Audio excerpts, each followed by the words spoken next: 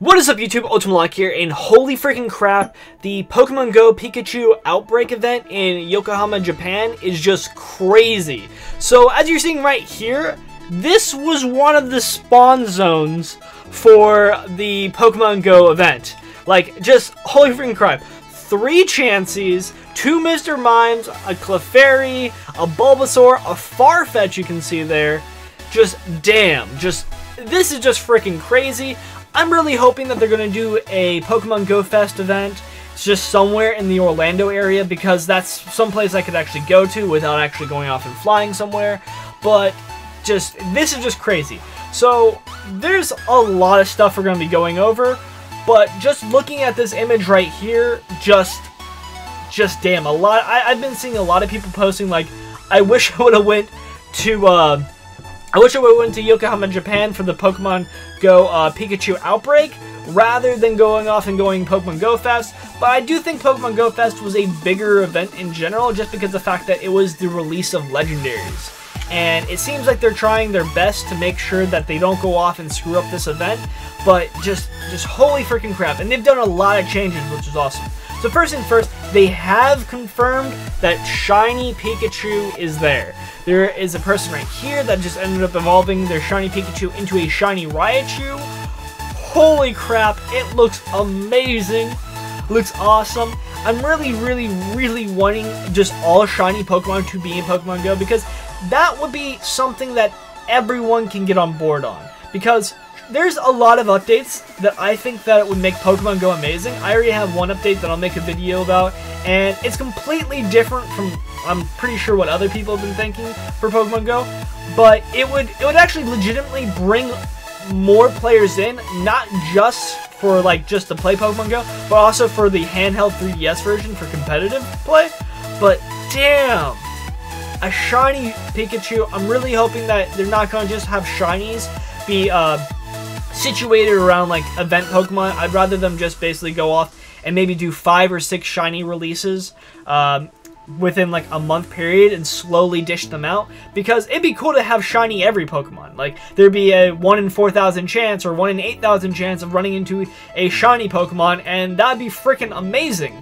And it wouldn't, I don't think it would really bog down Niantic servers that much, because all Shinies are is just basically, it's matching a number with a number. If your Shiny value matches correctly with the Pokemon, then it is a Shiny. There's nothing really else to it. It's no really crazy random encounter that everyone can get the same Shiny. You just have to go with your player's Shiny value, which you cannot actually find out.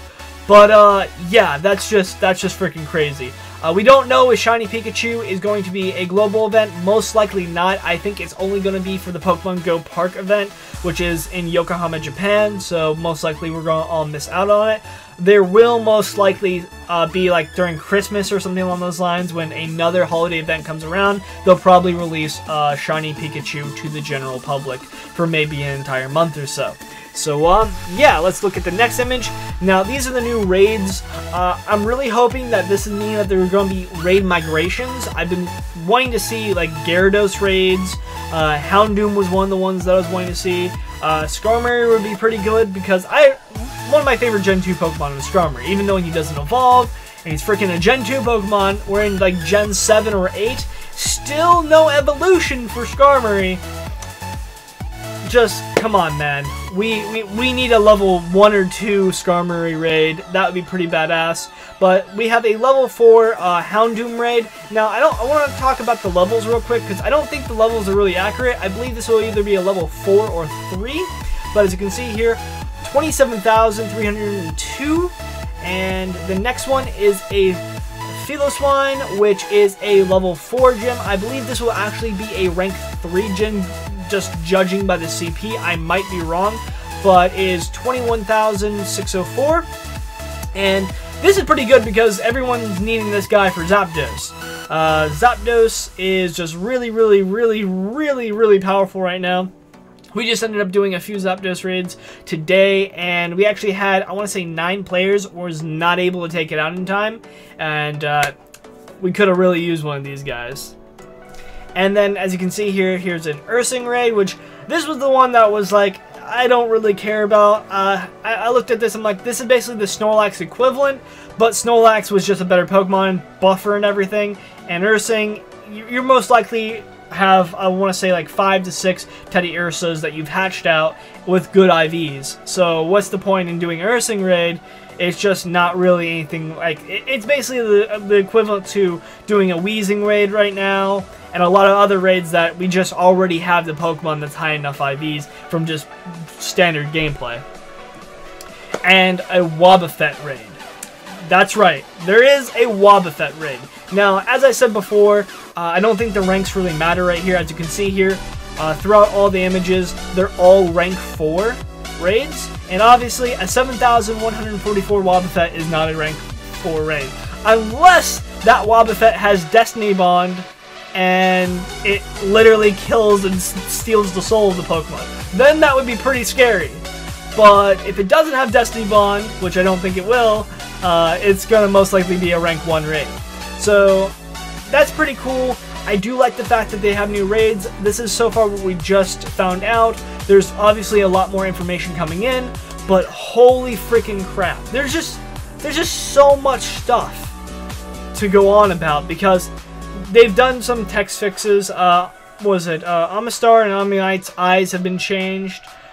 We obviously got the Premier Ball, the extra Premier Ball, because the last Pokeball that was in any raid just essentially was a 100% failure unless you critical captured, which is like extremely rare. So just so much news has come out, and it's really awesome to see that there is a Pokemon Go event that has not failed. Pokemon Go Fest in Chicago was considered a failure, but in reality it was probably literally the best thing for the game. Not only did Pokemon Go Fest fail so hard, it brought a lot of players back into the game because they extended it for 5 days, and that gave enough reason for people to stick around. If it was only a 3-day event, people would have played it and like, okay, I'm done. But the fact that it went on for 5 days, and then they announced the legendaries that were going to be swapping, and we ended up having Lugia, Articuno, Moltres, and now Zapdos, a lot of these players have come back, they're committed, and they're actively playing now, which is really good for Pokemon Go. There's so many things that it can do with this game. I'm going to be making a video probably about like a few weeks from now about what I think that Pokemon Go could do with Game Freak to make Pokemon Go seriously a awesome way of getting high IV Pokemon in the original games. But yeah, let me know what you guys think about this event. Again, hopefully I'm going to get a Pokemon Go Fest event maybe sometime in 2018 in the Orlando area. I'll definitely go to that. But I don't really want to fly to another country just to go off and do a Pokemon Go Fest event unless there's something like insanely awesome that it could happen. I don't know. I want to, but I don't think I would want to spend all the money that's required to actually go to another country for Pokemon Go. But as always, thanks for watching. Make sure to comment, rate, and subscribe, and peace out.